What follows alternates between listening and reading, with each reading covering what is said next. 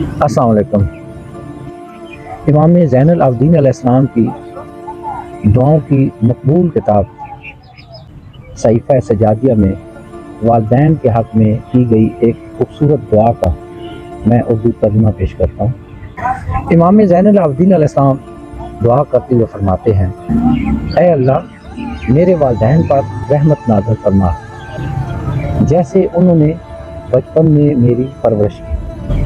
اے اللہ، ان کے درجات بلند فرما، ان کے اعمال اور عمل صالح قبول فرما اور ان کے گناہوں کو معاف فرما۔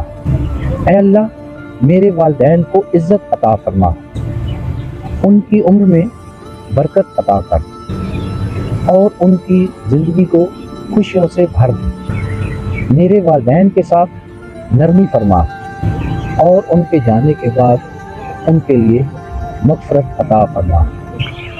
مجھے ان کی خدمت کی لگن عطا فرما اور ان کے حقوق ادا کرنے کی توفیق دے۔ یہ دعا ہمیں سکھاتی ہے کہ والدین کی خدمت، ان کی عزت اور ان کے لیے دعا کرنا نہ صرف اولاد کا اخلاقی فریضہ ہے بلکہ یہ ایک دینی فریضہ بھی ہے۔ امام سجاد علیہ السلام نے اس دعا میں والدین کی خدمت اور ان کے لیے رحمت و مغفرت کی طلب کو بہت دل نشین انداز میں بیان فرمایا ہے۔ صحیفہ سجادیہ کی خوبصورت دعاؤں کو اپنی زندگی میں شامل کریں اور اپنے رب سے اپنے رابطے کو مضبوط کریں اور اللہ تعالیٰ کی قربت حاصل کریں۔